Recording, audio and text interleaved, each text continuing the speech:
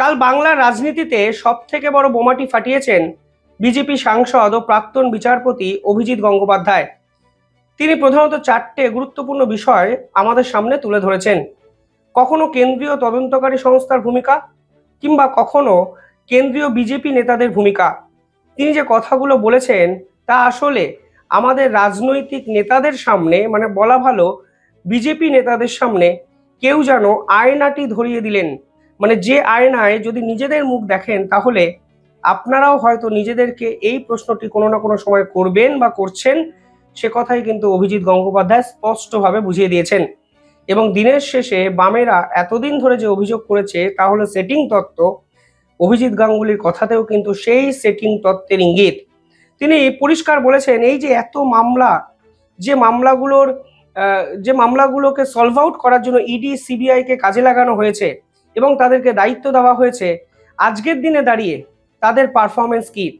কেন এত দুর্নীতি হওয়া সত্ত্বেও কোনো নেতা মন্ত্রীকে কাস্টাডিতে নিয়ে জিজ্ঞাসাবাদ অবধি করেনি ইডি বা সিবিআই?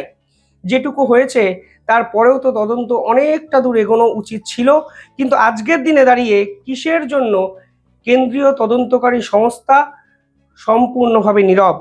তিনি পরিষ্কার বলেছেন যে ইডি, সিবিআই এবং নির্বাচন কমিশনের ভূমিকা মোটেই তাকে স্যাটিসফাই করেনি। কেন্দ্রীয় সরকারের অ্যাকশন দেখে আমার মনে হয়েছে যে কেন্দ্রীয় সরকার পশ্চিমবঙ্গের এই যে পরিস্থিতি তাকে বদল করতে চায় না।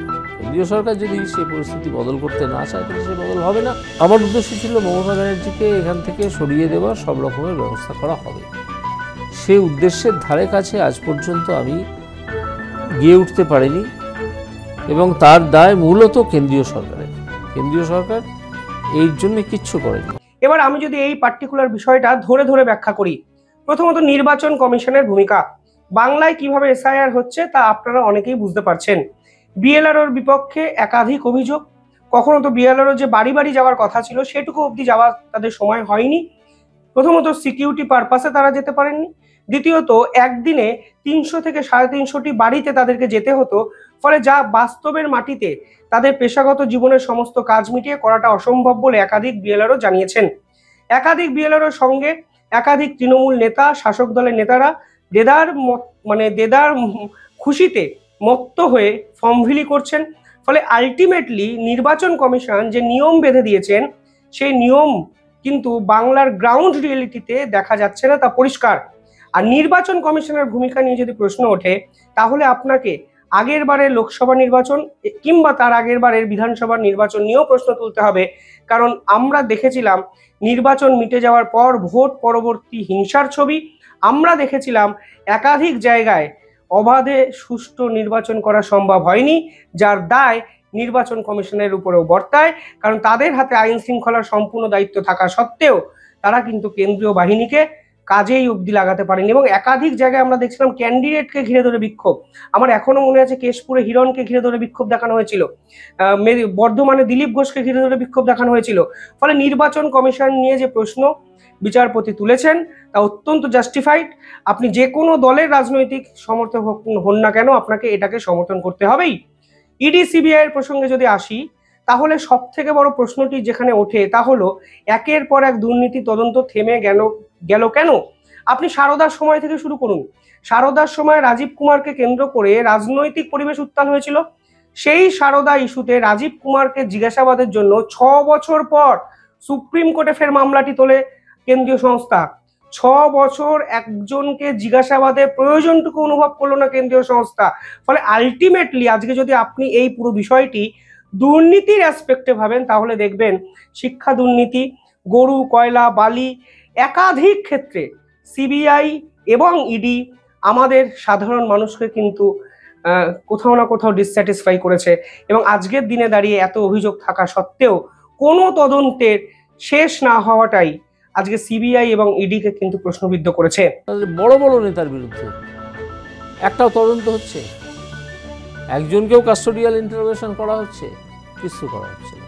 সিবিআই এবং ইডি আজ তো আমার মনে হয় এতদিন লক্ষ্য করে করে যে সিবিআই এবং ইডির বেশ কিছু বড় কর্তা এবং মেজকর্তা তারা বিজেপি বিরোধী রাজনৈতিক দলের মদতপুষ্ট হয়ে, এটার জন্য কি তারা কোনোভাবে কংগ্রেস বা অন্য কোনো রাজনৈতিক দল দ্বারা প্রভাবিত, যে না না এগুলো করো না, এগুলো আর করার দরকার নেই?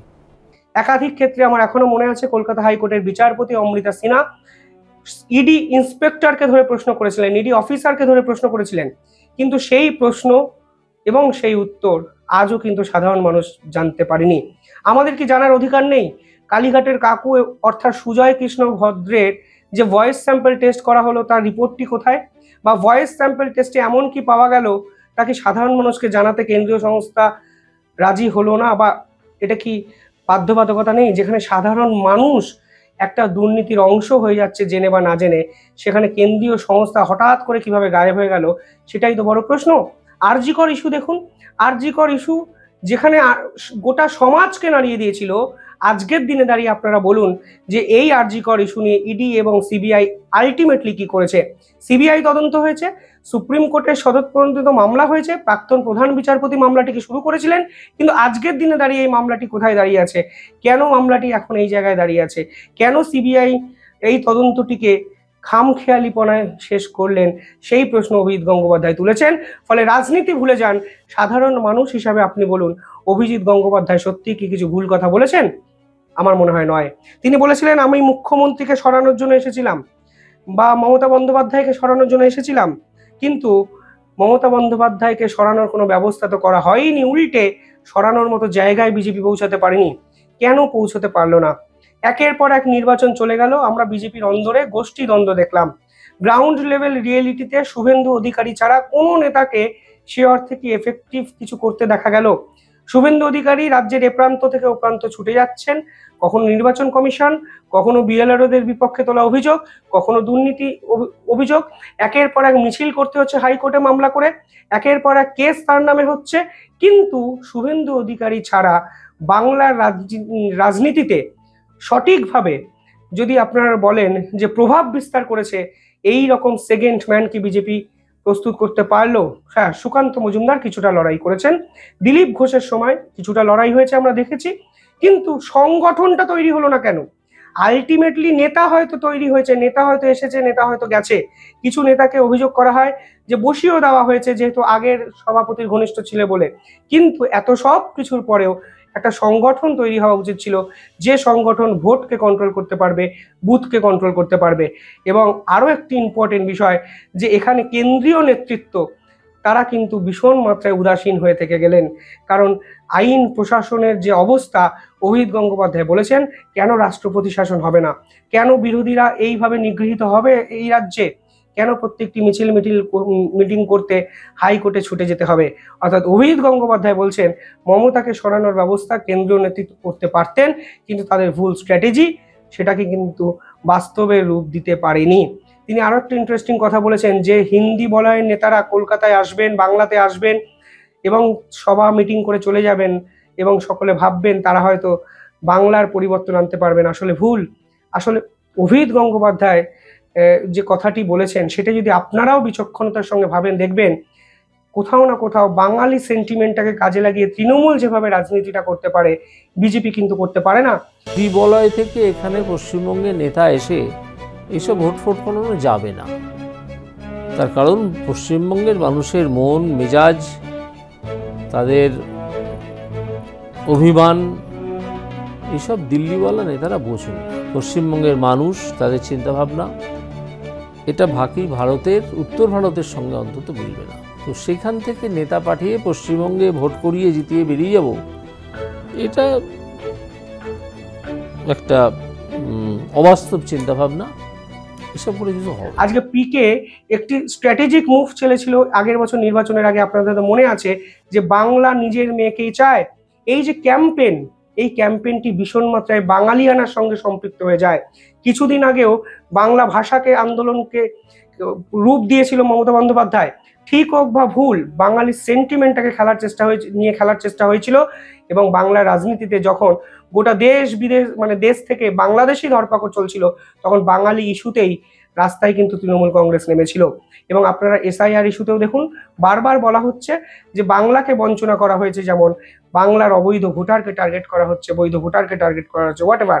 আমি যেটা বলতে চাইছি তা হলো বিজেপি যেভাবে বাঙালিয়ানাটাকে ছুঁতে পারছে না, রাজ্যের শাসক দল কিন্তু সেই বাঙালিয়ানাটাতেই উস্কানি দিয়ে সুরসুরি দিয়ে মানুষের হৃদয়ে কিন্তু থেকে যাচ্ছে। তা অভিজিৎ গঙ্গোপাধ্যায় বলছেন, আমার কথা নয়। অর্থাৎ আজকের দিনে দাঁড়িয়ে অভিজিৎ গঙ্গোপাধ্যায় যে কথাগুলো বলেছেন তা বিজেপি নেতাদের কাছে যেন একটি আয়না। 2026 আর বেশি দেরি নেই। বিজেপি নেতারা বা বিরোধী নেতারা কিভাবে জাগবেন জানা নেই, কিন্তু বাংলার রাজনীতিতে কালকে অভিজিৎ গঙ্গোপাধ্যায় যে বোমাটি ফাটিয়েছেন তা কিন্তু থেকে যাবে অনেক দিন এই রেসটি।